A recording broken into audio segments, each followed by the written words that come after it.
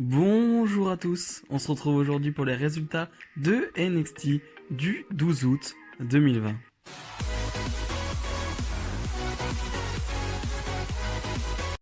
On débute directement avec Karrion Kross face à Danny Burch.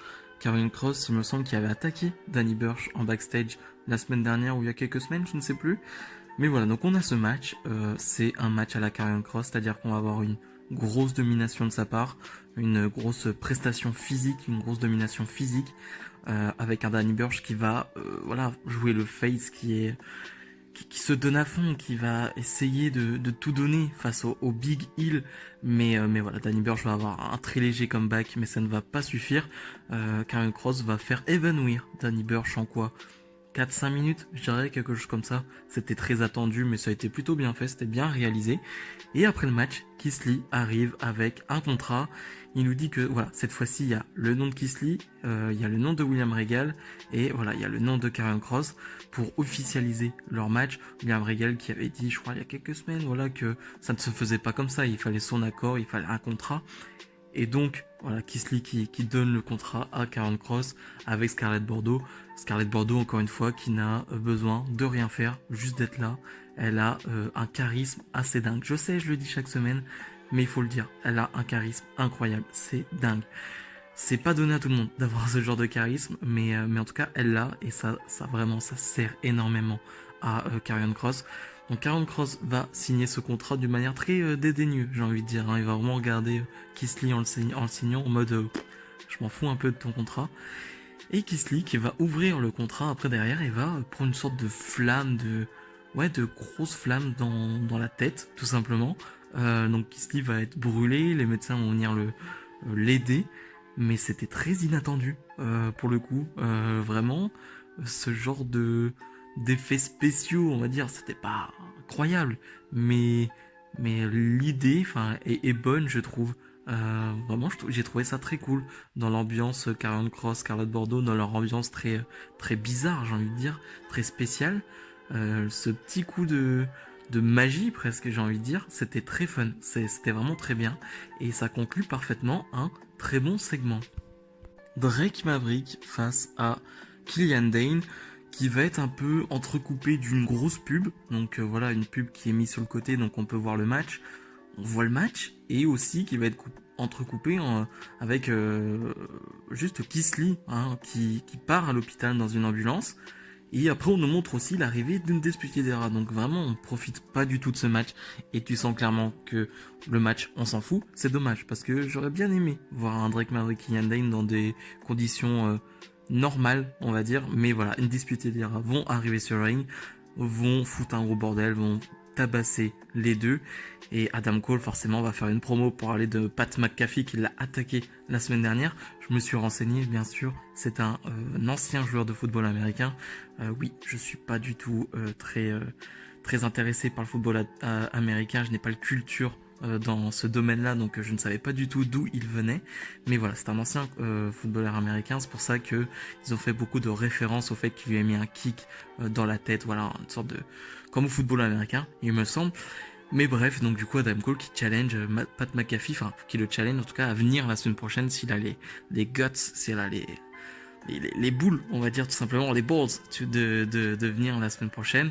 Mais j'avoue que tous ces segments un peu parsemés, Drake Maverick, après on nous monte un député de Era qui arrive, plus Keith Lee qui part à l'hôpital, enfin c'était un peu trop fouillis pour moi, j'ai pas trop apprécié, mais la promo d'Adam Cole était très intéressante, et elle était passionnée, et il y avait beaucoup d'intensité. Santos Escobar face à Tyler Breeze. Santos Escobar et son clan El Legado del Fantasma, voilà, qui ont attaqué Breezango la semaine dernière. Donc on a ce match cette semaine, un match plutôt court. J'aurais aimé en voir un peu plus entre les deux parce que je pense que ça peut être très intéressant. C'est toujours cool de voir Tyler Breeze dans un match simple, hein, lui qu'on voit souvent avec Fandango. Faut pas oublier que Tyler Breeze c'est quand même un excellent catcheur, donc ça fait plaisir de le voir en match simple. Mais comme je le dis, c'était un match un peu trop court pour moi. J'aurais aimé voilà un peu plus de combat. On a en plus un Santos Escobar qui va clairement dominer le match. On va avoir juste un mini comeback de Tyler Breeze et El Legado del Fantasma vont essayer d'intervenir dans le match, ce qui va distraire forcément Tyler Breeze. Et Santos Escobar va en profiter pour remporter le match. Après le match, El Legado del Fantasma vont s'attaquer à Tyler Breeze et à Fandango. Et c'est Isaiah Scott Swerves qui va faire le save. C'était attendu, hein, lui qui tourne autour du titre Cruiserweight de Santos Escobar. C'était sûr et certain qu'il allait venir aider Breezango. Et voilà, je suppose que la semaine prochaine, d'ici quelques semaines, on va avoir un 3 contre 3 et que voilà, prochain pay-per-view, on aura Isaiah Scott Swerves face à Santos Escobar. Et celui-là, j'ai très très hâte de le voir. Indy Hartwell face à Mia Yim. Un match encore une fois très très court où il n'y a pas grand chose à dire. J'aurais bien aimé parler de Indy Hartwell qu'on voit depuis quelques semaines, qu'on voit quand même assez souvent maintenant, qui fait vraiment partie vraiment du roster NXT qu'on voit vraiment très souvent. Mais j'ai pas encore d'avis sur elle. Voilà, c'est moyen, il y a rien qui m'impressionne pour le moment en termes de charisme. Bon, c'est pas terrible. Sur le ring, c'est un peu hésitant, je trouve, là, face à Mia Yim, hein. Sur quelques minutes, c'est quand même assez hésitant et je vois rien de fou, encore une fois. Et voilà, donc j'aurais aimé parler un peu plus de Indy Hartwell, mais pas grand chose à dire. Au final, Mia Yim va l'emporter avec une prise de soumission, mais c'est clairement pas un match et un moment que je vais retenir. Bronson Reed face à Damian Priest. Un match entre les deux stars montantes, j'ai envie de dire, du côté de NXT. Alors oui, il y a Karrion Kross, mais Karrion Kross, c'est un niveau au-dessus, j'ai envie de dire, c'est quelque chose de très spécial. Mais le deux là, dans la mid-card un peu plus haute, c'est vraiment les deux stars qui montent, c'est les deux stars qu'on essaye de pêcher. Et voilà, ça se tourne autour depuis quelques semaines, depuis que les deux se sont qualifiés tout simplement pour le ladder match pour être champion nord-américain. Et j'attendais vraiment beaucoup de ce match. On a quoi, un match de 7-8 minutes. Et rien qu'en termes de temps, déjà, j'ai trouvé que c'était bien. Il n'y en avait pas trop. On nous a pas fait un truc méga épique. C'était plutôt simple. Mais c'était très bon, vraiment. C'est un match que je recommande de ce NXT. Ça passe très bien. Il n'y a pas de temps d'attente. Il y a un peu le début, voilà, forcément. Mais après, ça part très bien. Ça s'enchaîne très bien. J'avais peut-être des doutes sur le fait, voilà, en termes de physique, les deux, il y a Bronson Reed qui est quelqu'un de très costaud, très lourd, et Damian Priest qui est aussi très grand, mais qui est un faux lent, j'ai envie de dire, Damian Priest, parce que il fait 1m90, mais il va très vite, peut-être même plus qu'1m90, mais il va très vite, il fait des moves de Dive Flyer, très clairement, il fait des Swanton, vraiment il rebondit dans les cordes, c'est assez dingue. On parle de Keith Lee qui sait faire ça, mais Damian Priest sait le faire avec son physique, ça c'est fou. Mais voilà, j'avais peur de l'alchimie entre les deux, mais pour le coup, non, c'était très bon. On a un final en plus qui s'enchaîne très bien. Et ouais, c'est très bon. Et voilà, Bronson Reed qui va l'emporter avec un petit tombé volé, j'ai envie de dire. Donc voilà, on donne pas de victoire très clean, très nette à Bronson Reed. On veut pas non plus faire perdre de cette manière, d'une manière assez forte, Damian Priest. C'est compréhensible. Et voilà, on les retrouvera pour le ladder match pour le titre nord-américain, mais en tout cas c'était un bon petit teaser. Match tag féminin, on retrouve Mercedes Martinez avec Aliyah, hein, le clan de Robert Stone, face à Kacy Catanzaro et Kayden Carter.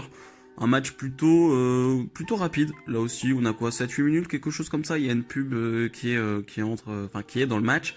Mais tout ce qu'on voit, c'est très cool parce que Mercedes Martinez, avec des gabarits comme Kacy Catanzaro, Kayden Carter, qui sont vraiment des petits gabarits comparés à elle, ça fonctionne très bien. La big girl face on va dire, aux plus petites girls, on va dire, mais voilà, qui sont plus des high flyers pour Kacy Catanzaro et Kayden Carter, ça fonctionne très bien. Et je me faisais la réflexion, il serait peut-être temps de pêcher un peu, on va dire, Kacy Catanzaro. On en voit des briefs à chaque fois, on voit des choses intéressantes, mais j'aimerais bien l'avoir dans des matchs de 10 minutes en solo face à de grandes catcheuses d'NXT. J'aimerais bien l'avoir pêché en tant que grosse babyface, j'ai envie de dire, de NXT. Mais voilà, ça c'est un souhait. Mais voilà, en tout cas, on a un vrai bon match tag, j'ai envie de dire. Aliyah ne fait pas tâche du tout dans ce match. Et au final, Mercedes Martinez va faire gagner son équipe. Après le match, Rhea Ripley va venir attaquer Mercedes Martinez. Aliyah, forcément, va venir aider Mercedes Martinez. Et c'est Shotzi Blackheart qui va venir faire le save pour qu'on soit à égalité en 2 contre 2. Voilà, donc Rhea Ripley, Mercedes Martinez, on connaît l'histoire, là, ça commence à faire 2-3 semaines que ça se cherche. Shotzi Blackheart qui, elle, avait perdu face au clan voilà, de Robert Stone, donc c'est assez logique qu'elle vienne aussi faire le save. Mais voilà, je sais pas trop ce que ça va donner, je sais pas si on va avoir un 2 contre 2, je pense, dans les prochaines semaines, je sais pas si on va vraiment aller sur Rhea Ripley face à Mercedes Martinez ou Shotzi Blackheart va se rajouter là-dedans, je sais pas trop, mais dans tous les cas, ce sera du bon catch et ce sera forcément très intéressant. Et le main event, un match à 3 pour déterminer qui sera dans le ladder match pour déterminer le nouveau champion nord-américain. On y retrouve Cameron Grimes, Kushida et le dernier adversaire, on ne l'avait pas. Voilà, c'était la surprise du chef, j'ai envie de dire. Et c'est le retour de Velveteen Dream, un retour qui va faire énormément parler sur les réseaux sociaux. Voilà, j'ai mis mon petit tweet. C'est compliqué, c'est très compliqué. C'est très difficile pour moi de parler de quelque chose qui est hors catch parce que, vous le savez, je parle que de catch, c'est ma passion et tout ce qui est en dehors, la vie personnelle des catcheurs normalement ne m'intéresse pas vraiment. Sauf que là, ça a forcément eu une relation entre ce qui s'est passé et le fait que Velveteen Dream a été absent des écrans pendant un moment. J'imagine, là c'est que de l'hypothèse que Velveteen Dream est de retour, donc c'est que la WWE a eu des preuves, a eu des faits, on va dire, qui ont donné raison, on va dire, à Velveteen Dream ou non. Hein, je vais pas m'avancer là-dessus, je vais pas, voilà, ce n'est pas mon domaine, j'ai envie de dire. Mais dans tous les cas, Velveteen Dream est de retour, ça c'est une bonne chose pour NXT. Rien que pour son entrée, rien que quand il arrive, il est différent. Et tu peux pas le nier, c'est-à-dire qu'en termes de charisme, je pense pas abuser là-dessus. En termes de charisme, du côté d'NXT, personne n'est à son niveau. En termes de prestance, chez les mecs, chez les hommes, j'ai envie de dire, personne n'est à son niveau de prestance et de charisme. Il arrive, tu ne vois que lui. Pendant le match, alors oui, c'est Kushida et Cameron Grimes en termes de charisme, on n'est pas, on n'est pas sur quelque chose d'incroyable. Mais tu ne vois que lui. Et c'est dingue, c'est vraiment dingue. Il a un physique impressionnant en plus Velveteen Dream. Donc vraiment, c'est dingue. Je trouve ça assez incroyable. On va avoir un bon petit match à 3. Il va y avoir une pub pendant le match. Je déteste ça pendant les main events. Mais bref, on a vraiment un bon match à 3 où tu sens que Velveteen Dream est un peu rajouté là-dedans. Hein. On a vraiment des bons échanges entre Kushida et Cameron Grimes. Et Velveteen Dream arrive de temps en temps pour rajouter sa touche personnelle. Mais il a un peu rajouté, voilà, pour le coup.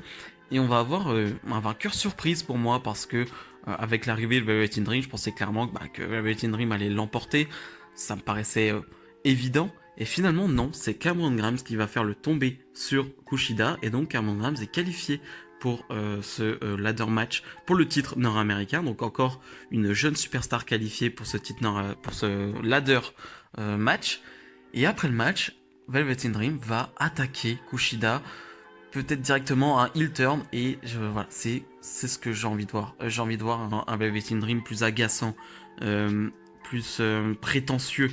En face, c'est pas que je trouve fade, mais il manque un truc en face pour moi, Velveteen Dream.